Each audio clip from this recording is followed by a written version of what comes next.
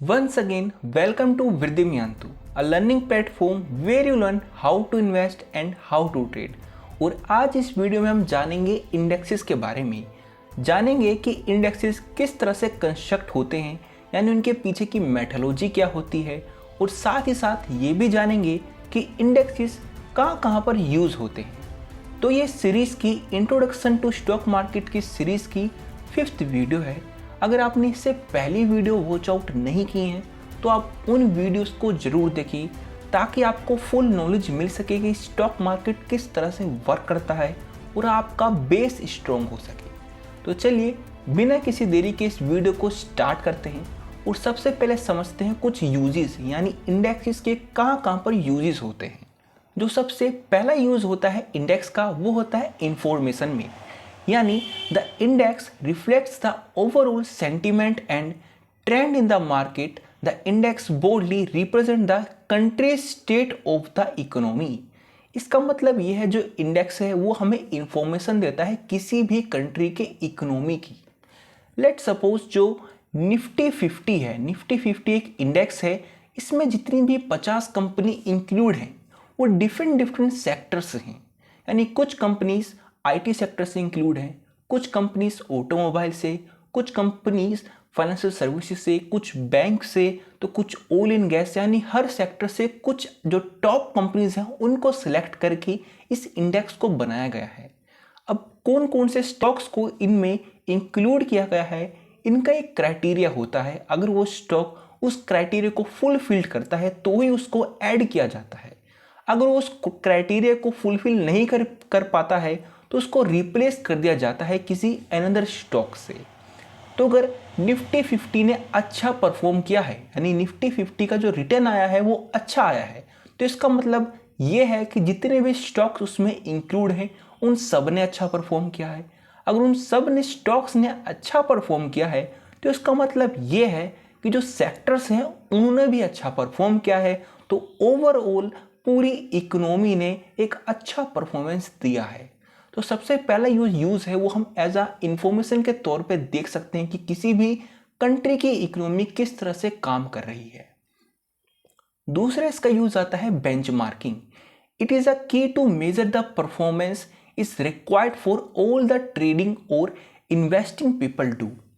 इसको ना तो सिर्फ इंडिविजुअल बल्कि इंस्टीट्यूशंस भी एज अ बेंचमार्क के तौर पे यूज़ करते हैं।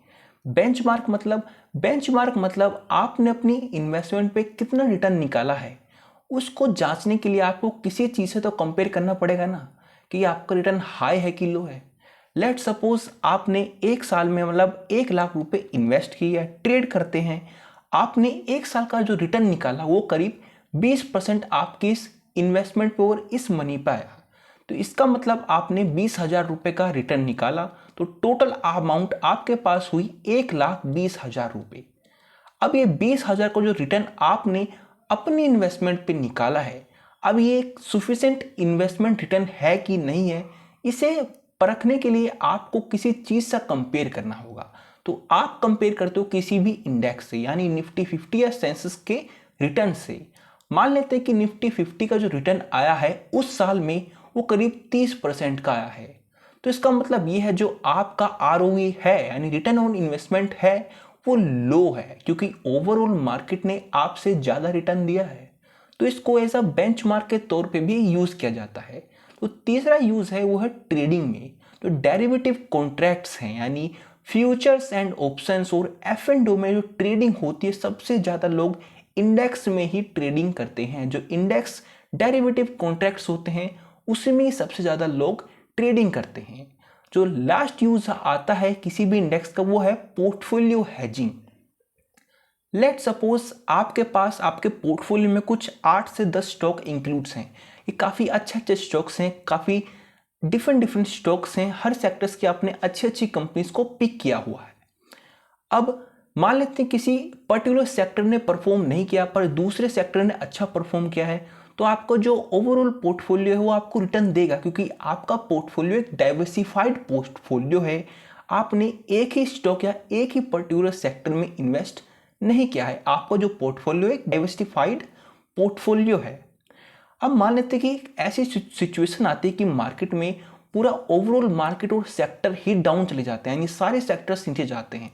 लेट सपोज 2008 के क्राइसिस या फिर मैं 2020 की बात करूं जिसमें कोरोना के क्राइसिस हुए थे, इन दोनों क्राइसिस में हर एक स्टॉक, हर एक सेक्टर नीचे की तरफ गया था। तो ऐसे में अगर आपको अपना पोर्टफोलियो बचाना है, कि आप अपने पोर्टफोलियो गिरने से बचाना चाहते हो, पर वहीं दूसरी तरफ आप अपनी पोजीशन को भी स्क्वायर ऑफ नहीं करना चाहते हो, आपको लगता है कि मैं इसमें और लंबे समय के लिए इन्वेस्ट रहूंगा, तो ऐसे में आप हैजिंग को यूज करते हो, जिसमें आप इंडेक्स के डेरिवेटिव कॉन्ट्रैक्ट्स को बाय करते हो और अपने जो पोर्टफोलियो है उसको हैज करते हो। अब हैजिंग किस तरह से की जाती है, मैं आपको इस पर एक फुल फ्लेज वीडियो भी दे सकता हूं बना के, क्योंकि हैजिंग काफ़ी ज़्यादा लोग यूज़ करते हैं, इंडिविजुअल और इंस्टीट्यूशन, बल्कि ज़्यादा इंस्टीट्यूशंस हैजिंग को यूज़ करते हैं। तो ये कुछ यूजेस हैं इंडेक्सेस के, कि इंडेक्सेस कहाँ कहाँ पर यूज़ होते हैं। नेक्स्ट हम जानते हैं कि इंडेक्स किस तरह से कंस्ट्रक्ट होता है। Indian stock exchange follows a free float market capitalisation method. The weights are assigned based on the company's free float market capitalization. The larger the market capitalization, the higher the weight. इसका मतलब ये है जो Indian stocks हैं, यानी indexes हैं, वो free float market capitalisation पे बेस्ड होते हैं। अब फ्री फ्लोट मार्केट कैपिटलाइजेशन को समझने से पहले आपको समझना चाहिए कि जो फ्री फ्लोट शेयर्स होते हैं वो क्या होते हैं। जो फ्री फ्लोट शेयर्स होते हैं वो openly traded, publicly traded shares होते हैं, यानी किसी प्रमोटर या किसी भी कंपनी के मालिक पे वो उनका अधिकार या नहीं होता, वो रिस्ट्रिक्टेड शेयर्स नहीं होते हैं, उनको कोई भी खरीद या बेच सकता है, तो वो फ्री फ्लोट शेयर्स होते हैं। लेट सपोज एक कंपनी ABC है, इसकी जो total number of free float shares हैं वो 100 है, और मार्केट में जो इसका करंट मार्केट प्राइस चल रहा है, यानी CMP जो चल रहा है वो 100 रुपीज़ का है। तो 100 इंटू 100 तो टोटल आती है 10,000। जो 10,000 की जो अमाउंट है ये इसका फ्री फ्लोट मार्केट कैपिटलाइजेशन है। तो जितना ज़्यादा फ्री फ्लोट मार्केट कैपिटलाइजेशन होगा उसको उतना ही मार्केट में इंडेक्स में वेटेज मिलेगा। वेटेज मतलब जो निफ्टी 50 है, जो इंडेक्स है, या फिर मैं सेंसेक्स की बात करूं जिसमें 50 स्टॉक्स जो इंक्लूड हैं, वो हर किसी का उनमें एक वेटेज है। जिसमें HDFC की बात करूं, HDFC बैंक की बात करूं, उसका करीब अप्रोक्स 11% का वेटेज है, क्योंकि जो HDFC बैंक है उसका फ्री फ्लोट मार्केट कैप काफ़ी ज़्यादा है। इसके बाद रिलायंस है और ICC है and so on, her company का अलग अलग वेटेज है। तो इसका मतलब ये है कि अगर मार्केट में कुछ होता है तो सबसे ज़्यादा जो असर गिरेगा वो HDFC बैंक का शेयर गिरेगा, क्योंकि उसका करीब 11% का वेटेज है इंडेक्स में, निफ्टी 50 में उसका 11% का वेटेज है। तो अगर मार्केट गिरता है तो उसमें सबसे बड़ा हाथ HDFC का होगा, क्योंकि उसका 11% का वेटेज है। उसके बाद रिलायंस, इन्फोसिस एंड अलग अलग स्टॉक्स का अलग अलग वेटेज है। जैसा कि स्टॉक्स का वेटेज है ऐसा ही सेक्टर्स का भी वेटेज है, जिसमें सबसे ज़्यादा जो स्टॉक्स इंक्लूड हैं वो फाइनेंशियल सर्विसेज स्टॉक्स इंक्लूड हैं। जो फाइनेंशियल सर्विसेज का जो अप्रोक्स वेटेज है निफ्टी 50 में वो करीब 38% का है। तो अगर फाइनेंशियल सर्विसेज का सेक्टर क्रैश करता है तो सीधा सीधा असर आपको निफ्टी 50 यानी मार्केट पे देखने को मिलेगा। अब आप सीधा गूगल या क्रोम पे जाके इसको सर्च कर सकते हैं कि निफ्टी 50 और जितने भी स्टॉक्स हैं उनका कितना कितना वेटेज है, डिफरेंट सेक्टर्स का कितना कितना वेटेज है, ये आपको ईजिली अवेलेबल हो जाएगा।